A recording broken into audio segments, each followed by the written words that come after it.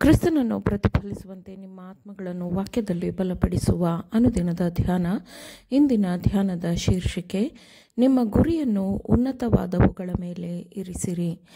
ಈ ದಿನದ ದೇವರ ವಾಕ್ಯ, ಎದೆ ಬೊಗ್ಗಿದವರಾಗಿ ದೇವರು ಕ್ರಿಸ್ತನ ಮೂಲಕವಾಗಿ ನಮ್ಮನ್ನು ಮೇಲಕ್ಕೆ ಕರೆದು ನಮ್ಮ ಮುಂದೆ ಇಟ್ಟಿರುವ ಬಿರುದನ್ನು ಗುರಿ ಮಾಡಿಕೊಂಡು ಓಡುತ್ತಾ ಇದ್ದೇನೆ. ಫಿಲಿಪ್ಪಿಯವರಿಗೆ 3ನೇ ಅಧ್ಯಾಯ 14ನೇ ವಚನ. ನನ್ನ ಗುಣಸ್ವಭಾವದ ದೋಷಗಳನ್ನು ನಾನು ಸರಿಪಡಿಸಿಕೊಳ್ಳಲು ಸಾಧ್ಯವಿಲ್ಲ ಎಂದು ಯಾರೂ ಹೇಳದಿರಲಿ. ನೀವು ಈ ನಿರ್ಧಾರಕ್ಕೆ ಬಂದರೆ ನೀವು ನಿತ್ಯ ಜೀವನವನ್ನು ಪಡೆಯುವುದಕ್ಕೆ ಖಂಡಿತವಾಗಿಯೂ ವಿಫಲರಾಗುತ್ತೀರಿ. ಅಸಾಧ್ಯತೆಯು ನಿಮ್ಮ ಸ್ವಂತ ಮನಸ್ಸಿನಲ್ಲಿದೆ. ನೀವು ಹಾಗೆ ಮಾಡದಿದ್ದರೆ ನೀವು ಜಯಿಸಲು ಸಾಧ್ಯವಿಲ್ಲ. ಪರಿಶುದ್ಧವಲ್ಲದ ಹೃದಯದ ಭ್ರಷ್ಟತೆ ಮತ್ತು ದೇವರ ನಿಯಂತ್ರಣಕ್ಕೆ ಒಳಗಾಗಲು ಇಷ್ಟವಿಲ್ಲದ ಕಾರಣದಿಂದ ನಿಜವಾದ ತೊಂದರೆ ಉಂಟಾಗುತ್ತದೆ. ಅತ್ಯುತ್ತಮವಾದ ಕೆಲಸವನ್ನು ಮಾಡಲು ದೇವರಿಂದ ಅರ್ಹತೆ ಪಡೆದಿರುವ ಅನೇಕರು ಬಹಳ ಕಡಿಮೆ ಸಾಧಿಸುತ್ತಾರೆ, ಯಾಕೆಂದರೆ ಅವರು ಸ್ವಲ್ಪವೇ ಪ್ರಯತ್ನ ಪಡುತ್ತಾರೆ. ಜೀವಿಸುವುದಕ್ಕೆ ಯಾವುದೇ ನಿರ್ದಿಷ್ಟ ಉದ್ದೇಶವಿಲ್ಲದಂತೆ, ಮುಟ್ಟಲು ಯಾವುದೇ ಗುರಿ ಇಲ್ಲದಂತೆ ಸಾವಿರಾರು ಜನರು ಜೀವನವನ್ನು ನಡೆಸುತ್ತಿದ್ದಾರೆ. ಅಂತಹವರು ತಮ್ಮ ಕೆಲಸಗಳಿಗೆ ತಕ್ಕಂತೆ ಪ್ರತಿಫಲವನ್ನು ಹೊಂದುತ್ತಾರೆ. ನೀವು ಇರಿಸಿಕೊಳ್ಳುವಂಥ ಗುರಿಗಿಂತಲೂ ಹೆಚ್ಚಿನದನ್ನು ನೀವು ಎಂದಿಗೂ ತಲುಪಲು ಸಾಧ್ಯವಿಲ್ಲ ಎಂಬುದನ್ನು ನೀವು ನೆನಪಿನಲ್ಲಿ ಇಡಿರಿ ಮತ್ತು ನಿಮ್ಮ ಗುರಿಯನ್ನು ಉನ್ನತವಾದವುಗಳ ಮೇಲೆ ಇರಿಸಿರಿ. ಕಷ್ಟವಾದರೂ ಪ್ರಯತ್ನಿಸುವುದರಿಂದ, ಸ್ವಾರ್ಥ ನಿರಾಕರಣೆ ಮತ್ತು ತ್ಯಾಗದಿಂದ ಪ್ರಗತಿಯ ಏಣಿಯ ಉದ್ದಕ್ಕೂ ಮೇಲೇರಿರಿ. ನಿಮ್ಮನ್ನು ಯಾವುದೂ ತಡೆಯದಿರಲಿ. ಮನುಷ್ಯನು ಅಸಹಾಯಕನಾಗಿಯೂ ಅಥವಾ ಅನಿಶ್ಚಿತತೆಯಿಂದಿರುವಂತೆ, ಯಾವ ಮನುಷ್ಯನ ಸುತ್ತಲೂ ವಿಧಿ ಎಂಬುದು ತನ್ನ ಬಲೆಗಳನ್ನು ಹೆಣೆದಿಲ್ಲ. ವಿರುದ್ಧವಾದ ಸನ್ನಿವೇಶಗಳನ್ನು ಜಯಿಸಲು ಅದು ದೃಢವಾದ ನಿರ್ಣಯವನ್ನು ಸೃಷ್ಟಿಸಬೇಕು.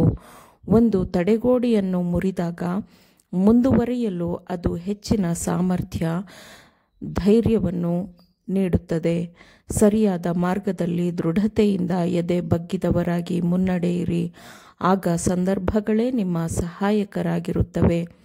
ನಿಮಗೆ ಬರುವ ಅಡೆತಡೆಗಳು ನಿಮಗೆ ಸಹಾಯಕರಾಗಿರುವುದಿಲ್ಲ.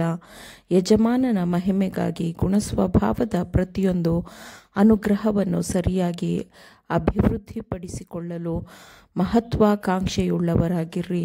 ನಿಮ್ಮ ಗುಣಸ್ವಭಾವದ ಅಭಿವೃದ್ಧಿಯ ಪ್ರತಿ ಹಂತದಲ್ಲೂ ನೀವು ದೇವರನ್ನು ಮೆಚ್ಚಿಸಬೇಕು. ಇದನ್ನು ನೀವು ಮಾಡಬಹುದು, ಯಾಕೆಂದರೆ ಅವನತಿಯಾಗುವ ಸಮಯದಲ್ಲಿ ಹನೋಕನು ವಾಸಿಸುತ್ತಿದ್ದರೂ ಅವನು ದೇವರನ್ನು ಮೆಚ್ಚಿಸುತ್ತಿದ್ದನು. ಹಾಗೆಯೇ ಈ ದಿನಗಳಲ್ಲಿಯೂ ಸಹ ಹನೋಕನಂತಹವರು ಇದ್ದಾರೆ. ಯಾವ ಶೋಧನೆಯೂ ದಾನಿಯೇಲನನ್ನು ಭ್ರಷ್ಟನನ್ನಾಗಿ ಮಾಡಲು ಸಾಧ್ಯವಿರಲಿಲ್ಲ. ಅವನು ಅಂತಹ ರಾಜನೀತಿಜ್ಞನಾಗಿದ್ದನು. ದಾನಿಯೇಲನಂತೆ ದೃಢವಾಗಿ ನಿಂತುಕೊಳ್ಳಿರಿ. ನಿಮ್ಮ ಪಾಪಗಳನ್ನು ತೊಳೆದುಹಾಕಲು ತನ್ನ ಸ್ವಂತ ಜೀವವನ್ನು ಕೊಟ್ಟು ನಿಮ್ಮನ್ನು ಪ್ರೀತಿಸಿದವನನ್ನು ನಿರಾಶೆಗೊಳಿಸಬೇಡಿರಿ.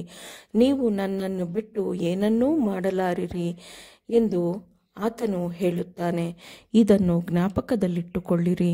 ನೀವು ತಪ್ಪುಗಳನ್ನು ಮಾಡಿದ್ದರೆ ಆ ತಪ್ಪುಗಳನ್ನು ನೋಡಿ ಅವುಗಳನ್ನು ನೀವು ಎಚ್ಚರಿಕೆಯ ಗಂಟೆಯನ್ನಾಗಿ ಪರಿಗಣಿಸಿ ಸರಿಪಡಿಸಿಕೊಂಡರೆ ನೀವು ಖಂಡಿತವಾಗಿಯೂ ಜಯವನ್ನು ಹೊಂದುತ್ತೀರಿ. ಹೀಗೆ ನೀವು ಸೋಲನ್ನು ಜಯವನ್ನಾಗಿ ಪರಿವರ್ತಿಸುತ್ತೀರಿ, ಶತ್ರುವನ್ನು ನಿರಾಶೆಗೊಳಿಸುತ್ತೀರಿ ಮತ್ತು ನಿಮ್ಮ ವಿಮೋಚಕನನ್ನು ನೀವು ಮಹಿಮೆಪಡಿಸುತ್ತೀರಿ. ನಿಮಗೆ ಎಲ್ಲವನ್ನೂ ಕೊಡುವವನಿಗೆ ನಿಮ್ಮ ಸಮಯ, ನಿಮ್ಮ ಪ್ರಭಾವ, ನಿಮ್ಮ ಸಾಮರ್ಥ್ಯಗಳು, ನಿಮ್ಮ ಕುಶಲತೆ ಎಲ್ಲವನ್ನೂ ಸಮರ್ಪಿಸಿರಿ. ನೀವು ಪ್ರಾರಂಭಿಸಿರುವ ಕೆಲಸದಲ್ಲಿ ನೀವು ಜಯದ ಮೇಲೆ ಜಯಗಳನ್ನು ಹೊಂದುವವರೆಗೂ ನಿರಂತರವಾಗಿ ನಿಮ್ಮ ಪರಿಶ್ರಮವನ್ನು ಹಾಕಿ ಕೆಲಸ ಮಾಡಿರಿ. ಒಂದು ಉದ್ದೇಶಕ್ಕಾಗಿ ನಿಮ್ಮನ್ನು ನೀವು ಶಿಕ್ಷಣಕ್ಕೊಳಪಡಿಸಿರಿ. ಅತ್ಯುನ್ನತವಾದ ಮಾನದಂಡವನ್ನು ಮನಸ್ಸಿನಲ್ಲಿಟ್ಟುಕೊಳ್ಳಿರಿ. ಈ ಮೂಲಕ ನೀವು ದೇವರ ಮಹಿಮೆಯನ್ನು ಪ್ರತಿಫಲಿಸುತ್ತಾ ಒಳ್ಳೆಯದನ್ನು, ಉನ್ನತವಾದದ್ದನ್ನು ನೀವು ಸಾಧಿಸಬಹುದು. ಆಮೇನ್. ದೇವರ ವಾಕ್ಯಗಳನ್ನು ಶ್ರದ್ಧೆಯಿಂದ ಆಲಿಸುವವರು ಮಾತ್ರವೇ ಆಗಿರದೆ ಪಾಲಿಸುವವರೂ ಆಗಬೇಕೆಂದು ನಿಮ್ಮನ್ನು ಉತ್ತೇಜಿಸುತ್ತೇನೆ. ಪರಿಶುದ್ಧಾತ್ಮನ ಸಹಾಯದಿಂದ ಆಲಿಸಿದ ನಿಮ್ಮೆಲ್ಲರಿಗೂ ಧನ್ಯವಾದಗಳು. ಮತ್ತೆ ದೈನಂದಿನ ಧ್ಯಾನಕ್ಕಾಗಿ ನಾಳೆ ಸಂಧಿಸೋಣ. ಆಮೇನ್.